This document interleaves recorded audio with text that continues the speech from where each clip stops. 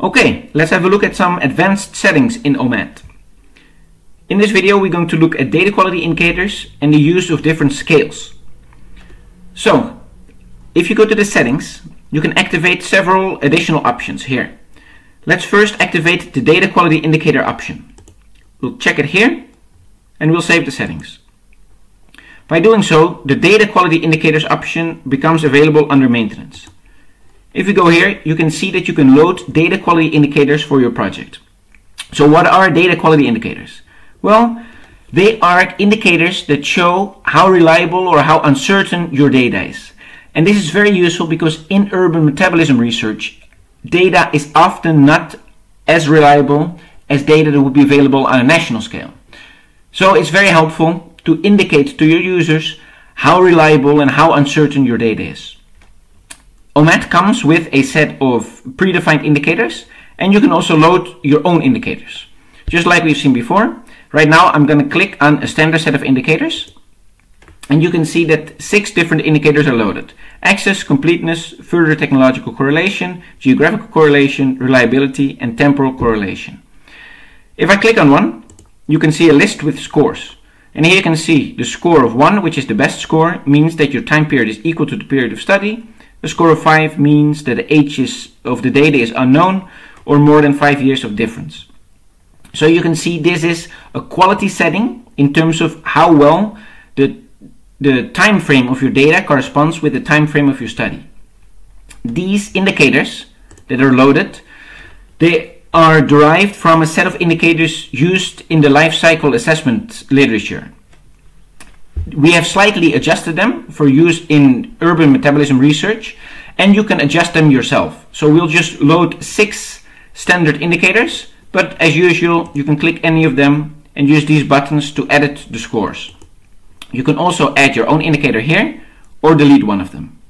And similarly, if you delete all of them, you can load the empty skeleton again and just start from scratch. In any case, one way or another, once you have defined your indicators and your different scores, you can start using them for your data. Let's go back to the project dashboard and let's manage some data. Remember, we added data for tin. So let's have a look here.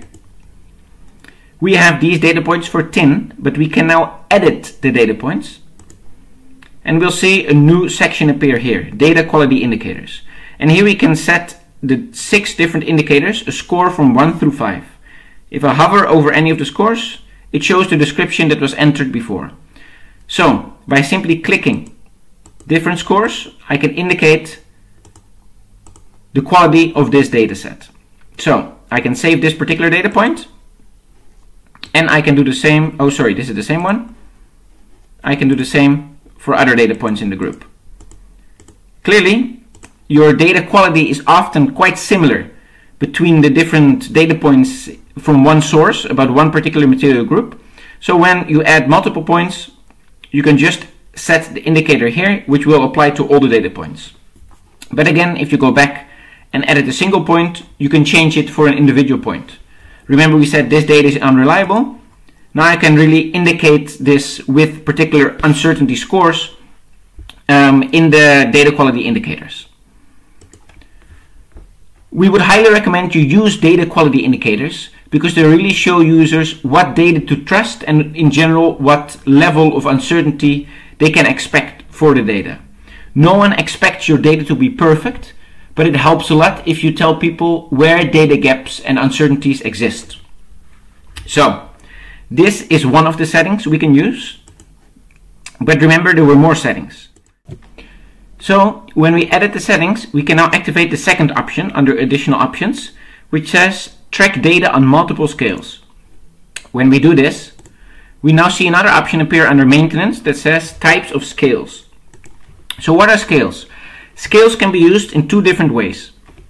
First of all, you can think of scales as a way to do a multi-level material flow analysis. For instance, you may want to do an MFA on the level of the city and an MFA on the level of the department or province or state around your city. That's one example. Another example of using scales is that you use a different scale to downscale your information. It is used as a proxy. So you can think of this as your data possibly not being available on the exact urban scale that you need, but it is available on a larger scale, or maybe even a smaller scale. And using those data sets, you can then scale them up or down in order to convert the data to the scope of your study. So in this example, we're going to use the second example. So we're not going to compare different systems, but we're going to use scales as proxies. Let me save this. And once I've done that, I can add scales here. So let's say we are using Cape Town as an example. And the city of Cape Town is located in a province called the Western Cape. So I am going to type here the Western Cape. And now I have to enter a standard multiplier. So let's say within this province, within this wider region, my city makes up about 70% of population and income, or any other proxy that you'd like to use to figure out what the scale is. So let's say it's 70% that we use as a standard multiplier. So by saving this now, I have set the Western Cape with a standard multiplier of 0.7. And I can now start adding data, not on the scale of Cape Town, but on the scale of this wider region. If I enter data on the wider region, and let's say it's 100, it will then be multiplied by 0.7, which is the multiplier entered here. And for my study of Cape Town, it will actually record the figure of 70. However, because I set the multiplier and the scale in OMAT, I don't lose the underlying data. So instead of just saving 70, I'm saving 100, I'm saving a multiplier of 0.7, and the system will convert it for me. So this helps you preserve those kind of formulas and the raw data, which is very helpful in keeping track of data and where it comes from. So let us go back to the dashboard, and now we're going to add another number here. So I'm just going to click on any random category here, let's say nuts. We will add a single data point. Let's say the year is 2015. The quantity is 1000 and the scale is the Western Cape. Now you see multipliers use the standard multiplier of 0.7. Now here I can enter source name and source link. For now I'll leave it empty, and I can set my data quality indicators. Because that's optional, I'm just going to save it like this. And here we can see that the quantity is 1000 times 0.7. So both pieces of information are saved here. And something I forgot to do, we'll do it now, is in the scales. Of course I have to add my actual scale as well. So that is the scale of Cape Town, which is a scale of 1. That's the city that I'm studying. So for all the data that I do have on Cape Town, I'm just gonna log it as the scale of Cape Town, and it will be multiplied by 1. In any case, if we were to go back now, and I'm going to click on the data overview, I can see here that I have data on the scale of the Western Cape, a quantity of 1000 tons. If I were to go to data tables, imports, you can see that the actual data that are used here, later we'll see more about these tables, but we'll see that the number of 700 is what is saved over here. 700 is that number that's already processed by the system using the multiplier of 0.7, a scale of the Western Cape, and therefore it's a processed number scaling down from a larger scale.